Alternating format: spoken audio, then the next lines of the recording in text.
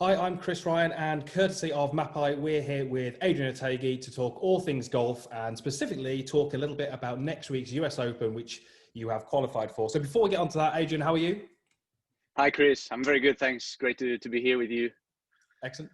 So we're going to talk very much about the US Open, but I just want to go back a couple of months and talk about kind of how you ended up qualifying for the US Open. And just before that, what was lockdown like for you? Because obviously the whole world has kind of had a very strange experience over the last few months. What did it look like for you? Did you actually get to play any golf or practice any golf, or were you confined to your house like many of us?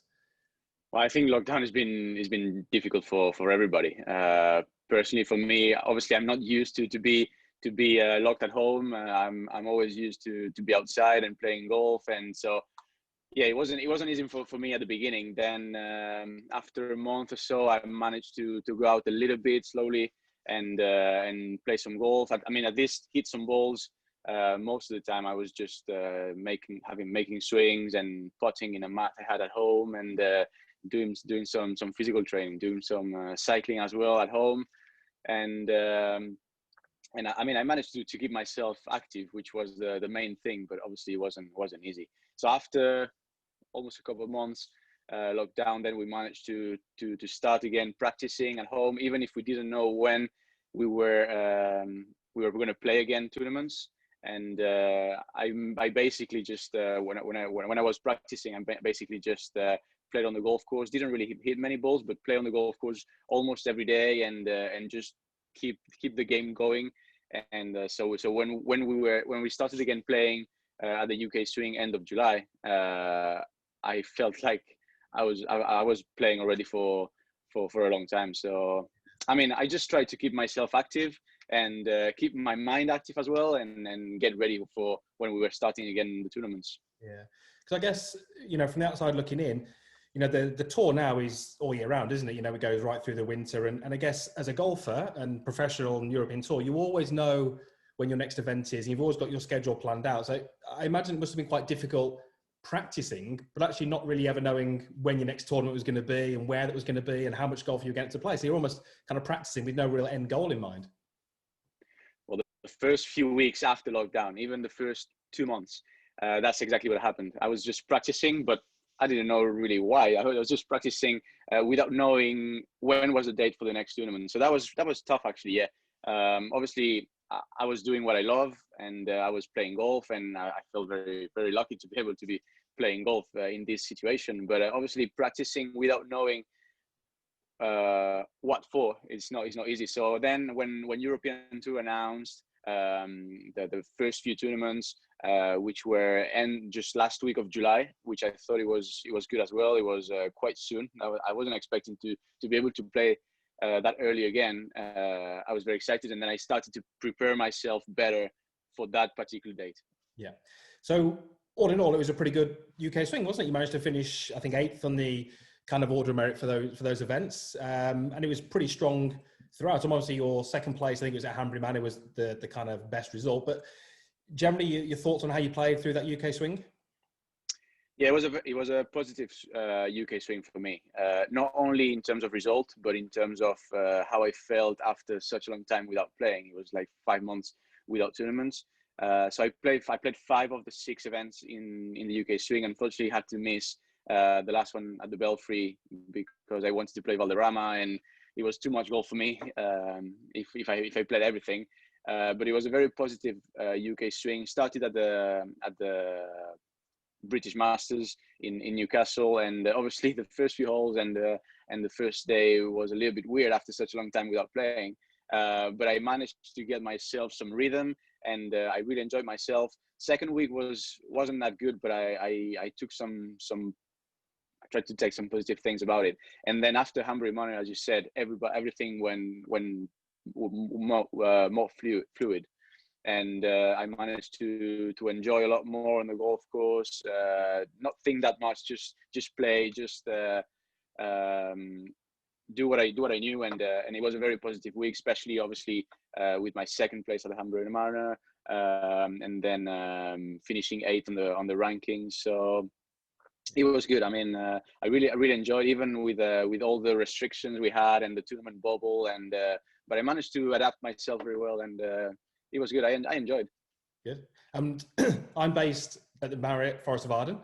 Was that the first time you played the course? And what did you think of it? Yeah, first time. Yeah, I felt it was a great course. I mean, that's the week I didn't play well, but it wasn't because of the course. It was just a bad second day there for me, and things didn't go like I wanted. But I felt the course was so much different during the week. It was very soft. I think it rained. It rained when I played the practice run on Monday, and then the weather was very good, and then it became very hard and firm, and it was played very different. But it was a great golf course, great 18 hole as well, with great finishing holes, 16, 17, 18. I think they're very good holes, and anything could happen really with that par 5, 17, and the par 3. But it's a great facility, great hotel, golf course, and I didn't enjoy as much as I wanted because I didn't play well. Yeah. But I really like the course. Yeah. And just quickly before we move on, what was the vibe like at these tournaments? Because obviously everyone playing was in a very different situation. You know, I don't know exactly the ins and outs, but I'm assuming that you were all on site, you weren't allowed to leave, and there was obviously the bubbles. Was it difficult to keep yourself entertained when you weren't playing, or was it difficult? Well, I guess it depends a little bit with the personality of each player. But I managed to do great. I mean, after I was playing during the day, when I finished, we could only be in contact or near our caddy, so we could only share a car or have lunch or be in touch with our caddy. That was a very strict thing. We're not able to. I mean, obviously you could play the practice rounds with other players. You could see the players at the range or at the putting green, but you were not allowed to have lunch with them or stay with them. But I managed to obviously play golf during the day, and then after I finished, do some gym outside. I love to do outside on the golf course or whatever, and then had dinner with my caddy. Sometimes I did some room service as well. Obviously, that was a very very popular thing in the last few weeks in the UK swing, and then just watch some movies and stuff. Obviously, you spent more time on your own than normal, but I think it was okay. I think we were lucky to be able to be playing golf again and playing tournaments again. You're good. So, as we said, great UK swing. Ultimately, ended up with you finishing 8th in the Order of Merit and qualifying for the US Open next week. I'm assuming you're really looking forward to that. We know it's going to be tough. 4 US Opens are set up tough. Last week was tough as well at Valderrama. Do you feel that's pretty good preparation? I mean, completely different courses, but obviously, you know, Valderrama level par was an incredibly great score, and the same will be the case at the US Open. So do you feel that that's good preparation for next week? Well, yeah, I mean, I haven't been to Winchfoot yet, so I don't know really what to expect. I was talking to Olazabal last week on Monday. I saw him in Valderrama, and he said, well, it's a really long golf course. It's very tough. Obviously, the preparation for US Open, we all know how it's going to be. It's going to be tough. It's going to be a tough test of golf. He said the roughs are not normally very very high, but they're very thick, and the ball sits down. So it's obviously very very difficult to take it up from there as well. I think Valderrama is very different to what I'm going to find in New York. But in terms of results, and in terms of how you have to fight on the golf course, and in terms of how focused you need to be, and accept the mistakes as well. Everybody's going to make bogeys, and everybody's going to make mistakes. But obviously, you don't have to get frustrated with that, because you know everybody is gonna make some. So I think in that side, yes, it might be a good preparation, even if I gained some gray hair last week in Valderrama as everybody else. It was really tough. It was really difficult. Yeah. So what do your travel plans look like in terms of getting over to the US Open? Because I'm assuming it's not going to be quite as easy as it would be in years gone by. Are there any kind of restrictions that are in your way, or is it relatively straightforward to get over there and get ready? Well, there are obviously restrictions now with the COVID situation. I think in America it's not as strict as it was in the European Tour and the UK swing. We don't have to be everybody in the same hotel in that bubble, but there are lots of PCR tests, and every day obviously you're tested, and it's quite strict. But yeah, I'm flying on Saturday now, and once we get there, I have to be tested before. Then once we arrive, we are tested again, and then obviously you're not allowed to go out and have dinner somewhere and stuff. But I rented a house with my caddy, and it should be good. He's a good cook, so There you go. we spent some time together again, and get a good preparation of the golf course, and I'm just very motivated and very, very happy to be able to play my first US Open. Yeah. So I guess, being on the European Tour now for a number of years, a lot of the courses that you play, you've been there before and you know the course and you know the layout. Heading somewhere for the first time, how does that change your kind of first few days? Is it a different preparation, or is it the same as what you would do for a normal tour event? Well, obviously, yeah, almost every tournament I play now on the European Tour, I know the golf course, and I've played before, so I don't need to think that much the first day I'm there. I think for a new golf course like Winchfoot is going to be, and especially the way it's going to be setted, the first day I might spend a long time on the golf course, playing a few balls, preparing some maybe different strategies. So I think on Monday, when I'll be there on Monday, first day practice round, it's going to be a lot of information taken, trying different strategies and all that. Probably Tuesday, Wednesday is going to be a different story. Once I know the golf course already and I take some notes, I'm going to try to play more.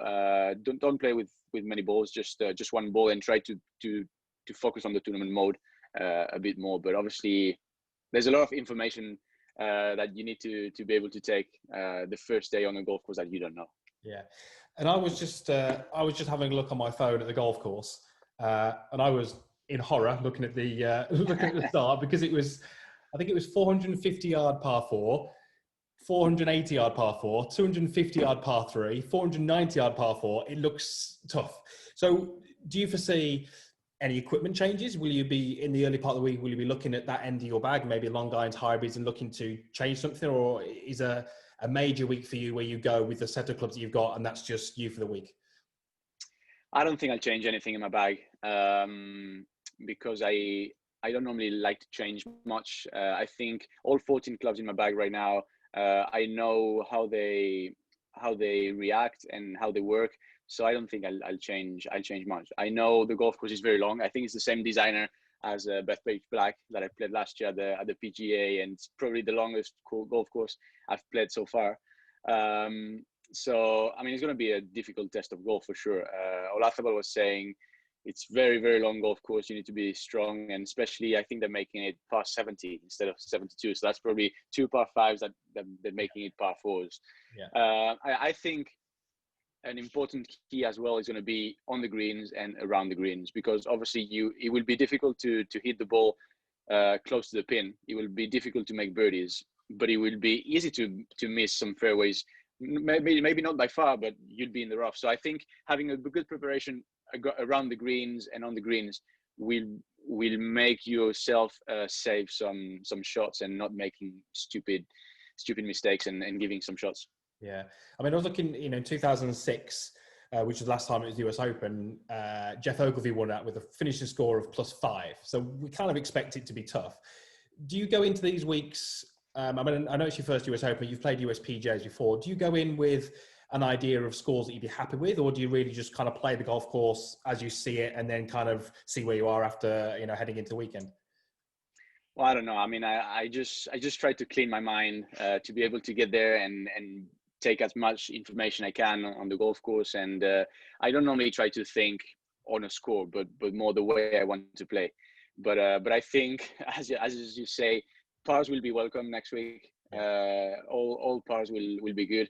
I spoke to John Ram a few days ago, where he was practicing there last week. He just went for a day, and he said if the weather's good, I think it will be 1 over par. And wow. if you shoot level par, you will win by far. That's what he said. So it's got to be tough then. It's got to be tough. That's what he said. So I guess pars will be very welcome. And as I say, just probably the guy who misses less is the guy who's going to win. So I'll just try to enjoy myself, to play good golf, to give all I have, and see what happens at the end of the week. Do you have a preference in terms of, do you feel like you perform better at an event where level par is incredibly score, or do you feel like you perform better when it's going to be 25, 30 under? Because I know at Hanbury Manor, the scoring was incredibly low, wasn't it? And then you play something like Valderrama where it's incredibly difficult. Do you find either is more suited to your game?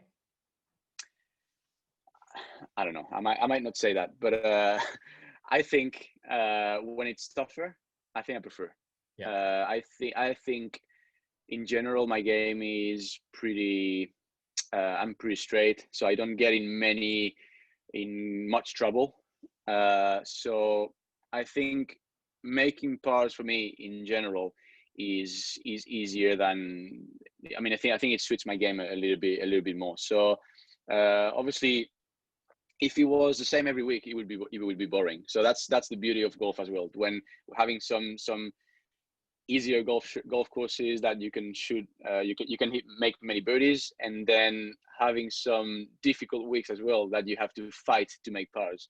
And I think that's the beauty of golf as well. And you need to enjoy all kind of situations. But I think in general, a difficult golf course would suit my game a little bit more. Okay, perfect. And this is now the second major of the year without fans.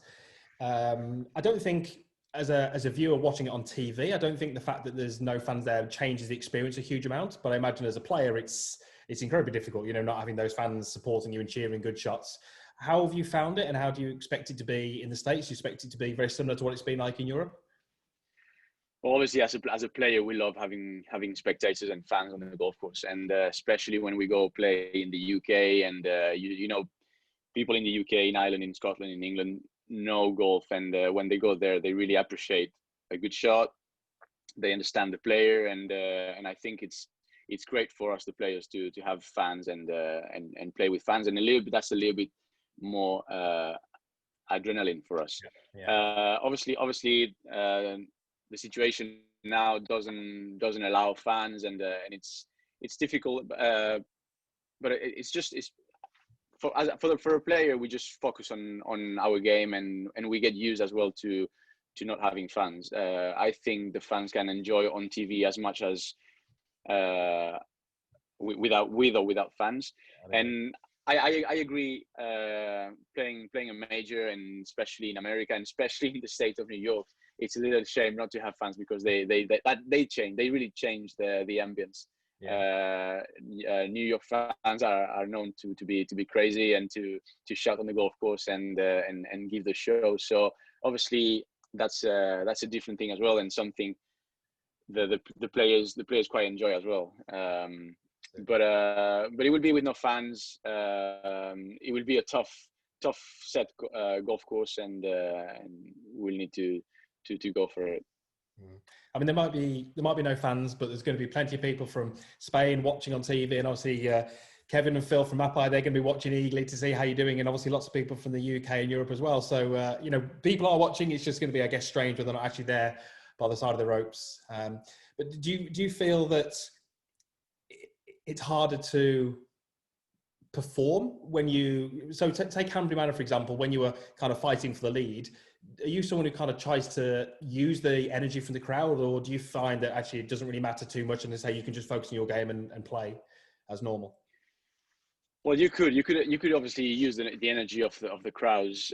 In my case, especially that week in Hanbury Manor, I was just playing my own game, and I was not paired in the same group as Andy Sullivan. So I was just playing my own game, trying to do the best I can all the time, and that's how I do my game.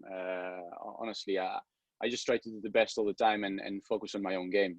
Yeah. So as I said, I think the first few events were a little bit weird with no fans, but then we get used to, and humans get used to everything. So I just try to focus on my own game, and that's it. But obviously, majors is a little bit shame that we don't have fans, but it's always a tournament that people watch on the TV. Yeah. And just quickly, a relatively new caddy on the bag. How's that relationship going? Is there a trust thing that has to build, or do you feel that you're there straight away? Well, we just started 2 months ago with Job, and it's been great.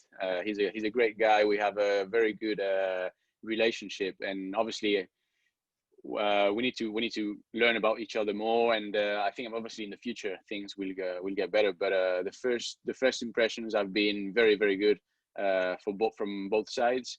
I think he's very happy with me. He's been enjoying a lot being in contention the last few weeks. I enjoyed a lot with him as well. Obviously now we speak the same language. He's Spanish as well, so there's quite a lot of talking on the golf course as well, and that relaxes me a little bit as well. So it's been good. It's been a lot of fun the last few weeks, and we're obviously both very, very excited to be able to play US Open now, and then Scottish Open, Wentworth. So we have very good events coming now. Yeah. And just before we wrap up, what would be a good week next week for you? Well, as I said, I just wanna play well, enjoy, be relaxed, and obviously I want to finish as high as possible. I don't have limits. I don't really have expectations. We'll see how day per day goes, and see how I finish at the end of the week. But obviously, it's a good opportunity to grow in the rankings, to grow in the race to Dubai, and grow in the world ranking. And I have nothing to lose. I just go for it and go with everything. Excellent. Well, good luck next week. I'll certainly be watching, and as I say, lots of people from Spain and Europe and UK will be as well. Big thanks to Mapai for putting us together on this Zoom call and making this happen. So I'm sure all the people at Mapai will be watching as well. So I just really want to say good luck next week. Hope all goes well, and let's hope we have a good result. Perfect. Thanks very much. I just want to thank all Mapai team as well. Phil, Kevin for being behind all the time and pushing, and I can feel them, and it's a great journey to be together, and I'm really looking forward to see you guys all very soon. It's a shame that they're not going to have their golf day this year, because last year's event was fantastic, wasn't it? Really, really good at Woburn. We really had a lot of fun. The clinic we did together, and then spent the day on the golf course. Did the presentation with the great Doug Donnelly that came as well. I think everybody had a great fun. So really looking forward to do it very soon again, and hopefully meet each other all together. Absolutely. Again, Adrian, thanks for your time. Good luck next week, and hopefully we'll speak soon. Perfect. Thanks, Chris. See you soon. See you later.